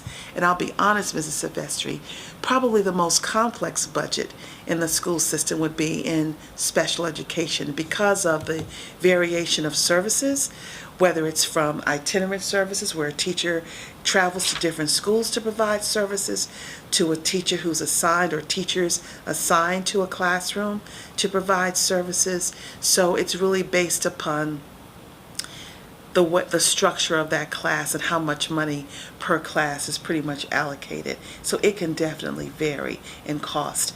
And I wanted to add to that also, Mrs. Silvestri, that, Montgomery County to me is probably one of the counties that does have the most extensive array of services. We serve students who would otherwise be in non-public schools. See, we serve students who have social emotional needs and students who have intellectual disabilities that would otherwise be in a non-public. And we staff those schools on those services with a higher percentage of teacher and paraeducator support. So I'll give you one program. The Extensions program began in our comprehensive schools probably about 15 years ago. 1 teacher to 3 paraeducators on average is the standard staffing for that class. So that's a significant amount of money to serve those particular students. And so given the array of services that we provide, and given the fact that we serve students like in our Extensions program, who in other school systems would definitely be in a non-public setting. So that's why our budget is complex, but also uniquely designed and structured for each and every service provision that we provide. I hope that helps because our budget is rather complex. I've also heard that when special education went towards an inclusion model, that has taken MCPS and other systems time to really fully fund what that entails. I also heard that when the law was passed, of course, that wasn't fully funded either. So where are we in terms of full funding? Having the resources to do what we know needs to be done for our students? Well, thank you again for that. It's true. In 1975, Congress promised to provide 40%, to contribute 40% of the funding to every LEA, every state, to ensure the provision of services for students with disabilities. And in June of 2018, I spoke on Capitol Hill about the lack of full funding of IDEA. And at that time, the data indicated that Congress was only probably funding approximately 16 to 18% of the contributions made to special education today. So I happen to be an admirer of school systems throughout this nation that make certain that through local tax dollars, they make sure that we're able to meet the maintenance of effort requirement to fund our students. And Montgomery County, with the support of board members like yourself and others in the past, have made sure that when we've come to the table with our proposed budget, that it has been funded and that we've been able to meet that maintenance of effort standard. So Congress really has never fulfilled its promise around fully funding IDEA. I serve on the National Committee for Learning Disabilities. That's a policy committee.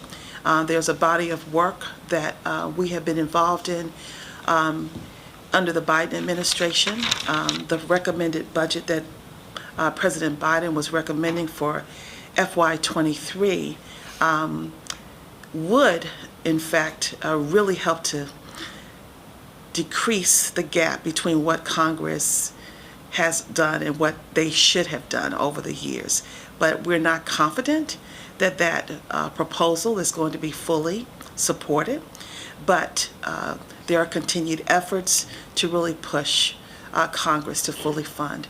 So I think that parents nationally and advocacy groups need to continue to lobby and support for full funding for IDEA, because what Congress doesn't provide, school systems like Montgomery County and others have certainly made those funds available through our local taxpayers' dollars.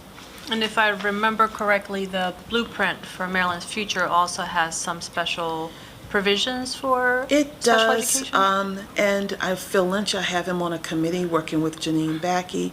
I will say that while it does, there have been some questions about the extent of funds specific to special education in the blueprint for Maryland. And I don't think it's as extensive as one may have thought. While I do believe that the blueprint certainly is phenomenal in terms of its intent for the future of Maryland and improving the quality of education. So we just need to continue to lobby, work with our Congress and our representatives, and I do know that over the years, the representation that we have from Maryland has certainly been full supporters of working towards fully funding, IDEA. But that's been a long time since that law was implemented, and we are, where we are as a district in that area. Mm-hmm. Thank you. And I know that as a board, we are also very committed in our new strategic plan to look on return on investment. So yes. Look forward to speaking with you and your team about your great work, the funding necessary, but also the outcomes that our students are getting as a result of the funding and the effort. I agree with you, Mrs. Sylvester. I just want to comment that everyone talks about how expensive special education is, and it is. And you talked about inclusion. Inclusion is a phenomenal instructional model. It requires tremendous money and resources in order to be able to fully include 80% of our students. We would need to increase the number of special ed teachers that we have at the elementary level to be able to do that and to offer that full array of services. And I believe that if a strong strategic plan is developed, and Mr. Lynch and I have been talking about that, and we're going to be working on one, that a multi-year plan will enable us to ultimately, reach that particular goal. But we have to. We have our challenges in special ed. I'll summarize them very quickly. We have not met the LRE target in Montgomery County. We're still at 67%. The least restrictive environment goal. Oh, okay. Federal government says we should be at 80%. We are at 67%, and we've been in that area for a long time. We have got to really take a look carefully at how we move forward, and Dr. McKnight has stated to our special education parent community that is her commitment. And so we're glad to hear her voice that. So we have to improve access, we have to do a lot of professional learning, and really build the capacity of our teachers to be able to fully include our students with disabilities. But we also must maintain a continuum of services. And then finally, as I close, unless there are any other questions, I want to say again and emphasize that Montgomery County offers such a phenomenal array of services. There are services that we provide for children who would otherwise be in non-public schools. And there's currently legislation in Annapolis that's going to take a look at the use of seclusion. And they're only going to allow seclusion if the bill goes forward for non-public schools.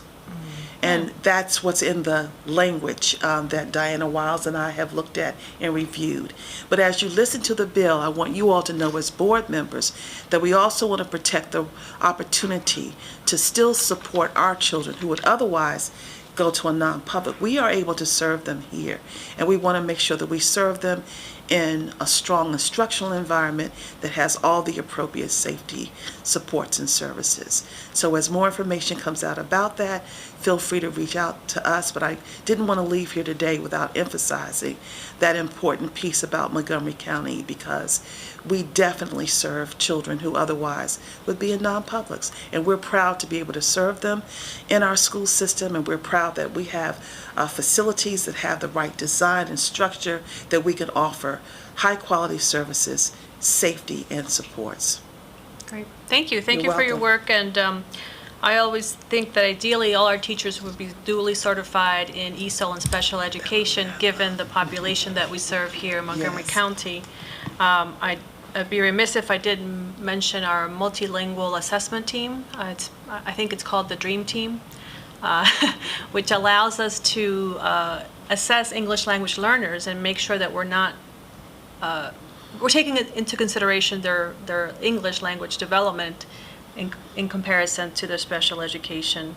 And to Ms. Mandrowski's previous point, when you showed the video and with some of the learning manipulators, I thought I could have used some of those when I was learning math. Yes. And to her point, it's just differentiating for our different learning styles. And special education does that so well with special education students, but how do we get the rest of the school system to use some of that so that we can learn to our strengths? So thank you so much for your great work, and I appreciate the presentation. Thank you all so very much. We Yes. appreciated being here. Thank you, and Ms. Brown, and Mr. Lynch, and Dr. Mason, and Ms. Wiles, and Dr. Cruz, and Mr. Davis, so much for presenting and giving us information. I just want to say something about the private placements. I think Montgomery County learned that we needed to have programs because we were paying so much for private placement.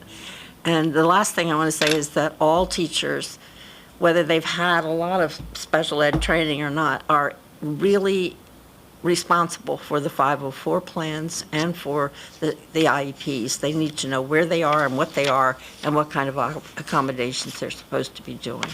So thank you so much. And I want to thank our board members and our staff for being here today. And thank you.